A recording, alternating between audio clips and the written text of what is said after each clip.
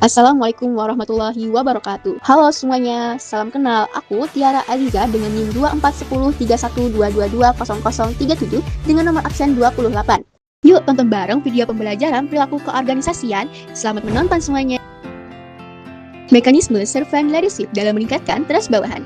Servant leadership atau kepemimpinan yang melayani adalah gaya kepemimpinan di mana pemimpin melampaui kepentingan pribadinya dan fokus pada kesempatan untuk membantu anggota tim tumbuh dan berkembang. Menurut Robin dan Josh, mekanisme peningkatan trust atau kepercayaan melalui gaya ini terjadi melalui beberapa tahapan psikologis. Yang pertama, mengutamakan kepentingan bawahan atau follower first. Ketika karyawan melihat bahwa pemimpinnya tulus mementingkan kesejahteraan dan perkembangan karya mereka di atas ambisi pribadi sang pemimpin, hal ini memicu terbentuknya identification based trust atau kepercayaan berbasis identifikasi mutual. Karyawan merasa aman secara psikologis atau psychological safety. Kedua, perilaku etis dan konsistensi atau behavioral integrity. Pemimpin yang melayani memimpin dengan memberikan teladan, kejujuran, dan transparansi. Dalam teori trust, salah satu dimensi utama kepercayaan adalah integritas dan juga kebajikan atau benevolence.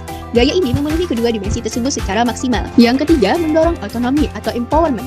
Dengan melayani, pemimpin memberikan kepercayaan terlebih dahulu kepada bawahan untuk mengambil keputusan. Secara resiprokal atau hukum timbal balik, bawahan akan membalasnya dengan tingkat kepercayaan yang jauh lebih tinggi. Riset dalam perilaku keorganisasian menunjukkan bahwa servant leadership berkorelasi positif sangat kuat dengan organizational citizenship behavior atau OCB dan komitmen organisasi. Karyawan yang dipimpin oleh seorang servant leader terbukti memiliki tingkat stres kerja yang lebih rendah dan produktivitas yang lebih tinggi karena fondasi trust yang kokoh membuat mereka berani berinovasi tanpa takut disalahkan secara sepihak. Robbins membagi konflik berdasarkan dampaknya terhadap kinerja kelompok. Konflik tidak selalu buruk, yang membedakannya adalah sifat dan indikator dampaknya. Ada beberapa aspek perbedaan dari fungsional konflik versus disfungsional konflik. Yang pertama dari aspek definisi. Fungsional konflik adalah konflik yang mendukung tujuan kelompok dan meningkatkan kinerja secara konstruktif. Sedangkan disfungsional konflik adalah konflik yang menghambat kinerja kelompok dan bersifat destruktif. Aspek kedua adalah fokus utamanya. Fungsional konflik biasanya berupa tes konflik atau konten tugas atau proses konflik atau cara kerja dalam skala rendah hingga moderat. Sedangkan disfungsional konflik biasanya didominasi oleh relationship konflik atau gesekan antar pribadi atau interpersonal atau konflik tugas yang berlebihan. Secara indikator, fungsional konflik yang pertama adalah munculnya ide-ide kreatif dan inovasi baru. Yang kedua, mencegah terjadinya groupthink atau keputusan buta demi harmoni palsu. Yang ketiga, karyawan merasa bebas menyuarakan pendapat kritis. Yang keempat, meningkatkan kualitas evaluasi keputusan. Sedangkan disfungsional konflik indikatornya yang pertama adalah terjadinya penurunan komunikasi atau mogok info. Yang kedua, adanya permusuhan pribadi, sinisme, dan politik kantor yang tidak sehat. Yang ketiga, menurunnya kohesi atau kepaduan tim. Yang keempat, tingginya angka turnover atau karyawan keluar dari technical system teori dan pentingnya joint optimization. Socio-technical system teori atau teori sistem sosio-teknis menyatakan bahwa sebuah organisasi terdiri dari interaksi dua subsistem utama yang tidak dapat dipisahkan. Yang pertama, sistem sosial, terdiri dari manusia, hubungan antar karyawan, budaya, struktur tim, dan kebutuhan psikologis karyawan.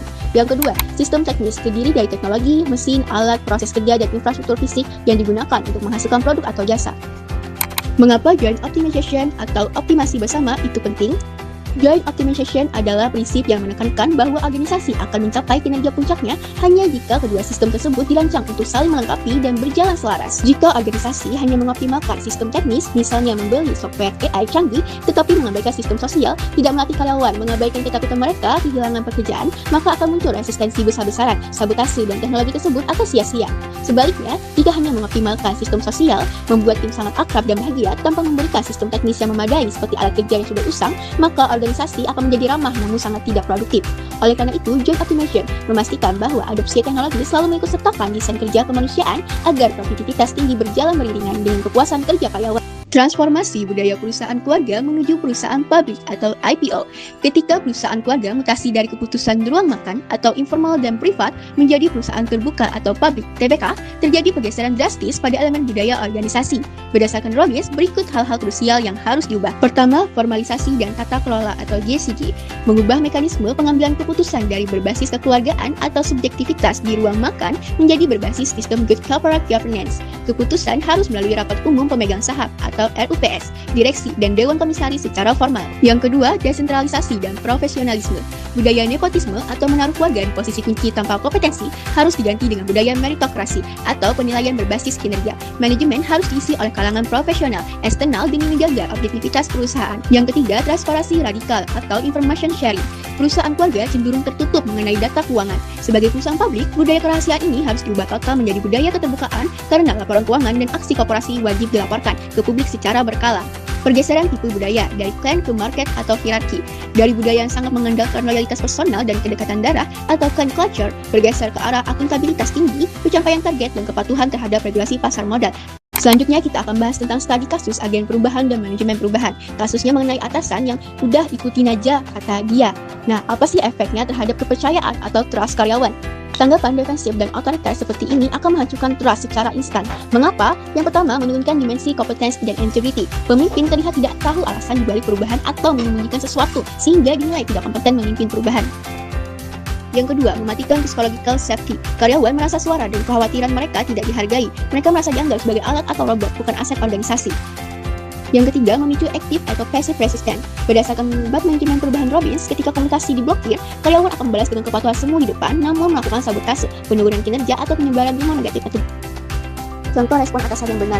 Saya sangat menghargai pertanyaanmu. Perubahan ini dilakukan karena sebutkan alasan eksternal atau internal, misal efisiensi atau tuntutan pasar. Saya tahu ini akan memiliki penyesuaian baru dan rasa tidak nyaman di awal, dan itu sangat wajar. Mari kita diskusikan bagian mana yang paling membuat tim merasa kesulitan, agar kita bisa cari solusinya bersama atau memberikan pelatihan yang dibutuhkan. Yuk kita kawal proses ini bersama-sama. Sekian video kali ini. Saya ucapkan banyak-banyak terima kasih dan sampai jumpa.